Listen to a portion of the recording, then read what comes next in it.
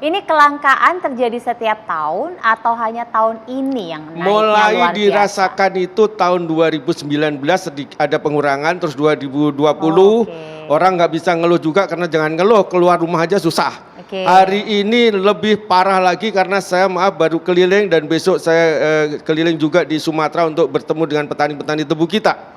Yang ini keluhannya sudah bukan main lagi.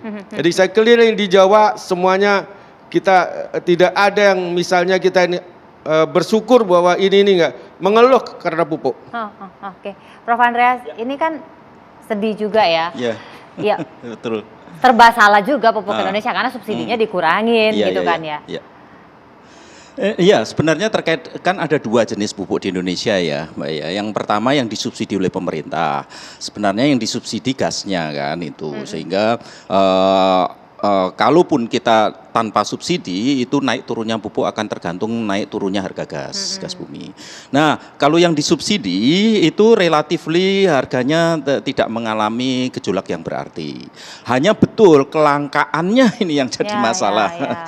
Dan biasanya musim-musim langka itu musim-musim Desember ini dan paling langka nanti di bulan Januari. Karena kalau Pak Mitro tadi tanaman ini tebu langka karena nggak ada produksinya atau kenapa kalau ada? Ya mungkin terkait dengan penganggaran ataupun yang lainnya ya. Karena kan tahun anggaran itu biasanya per Januari ya sampai Desember. Nah, di beberapa tempat untuk pupuk yang bersubsidi itu memang di Jawa Timur, ini jaringan tani kami yang di Jawa Timur juga menyampaikan di beberapa tempat tidak langka karena apa? Karena di musim tanam ketiga tidak dipakai, karena musim tanam ketiga di beberapa tempat di Jawa Timur rusak oleh tikus, sehingga ada stok dari MT3 ke MT1 yang sekarang ini. Tapi di sebagian besar yang lainnya biasanya itu langka sekitar bulan Desember Januari. Kalau ini untuk padi sawah ya, karena apapun pupuk bersubsidi ini hampir 100% itu sebenarnya untuk padi sawah sebenarnya itu. Nah, selain tadi disampaikan oleh Pak Mitro, memang terjadi penurunan yang relatif tajam subsidi pupuk secara nasional. Kalau sebelumnya itu sekitar 30 triliun, lalu sekarang ini turun sekitar ya 24 triliun yang tahun kemarin, tahun ini. Jadi ada penurunan jumlah pupuk yang juga didistribusikan ke petani dari pupuk bersubsidi. Nah, yang betul-betul celaka 12 ini petani-petani yang menggunakan pupuk non subsidi. Karena subsidi ini tidak cukup. Rata-rata di petani jaringan tani kami di Asosiasi Bank Benih dan Teknologi Tani Indonesia ada di 90 kabupaten saat ini. Itu paling sekitar 50%. Hanya 50% yang bisa dipenuhi melalui pupuk subsidi. Nah, sedangkan 50% sisanya mereka harus beli pupuk non subsidi.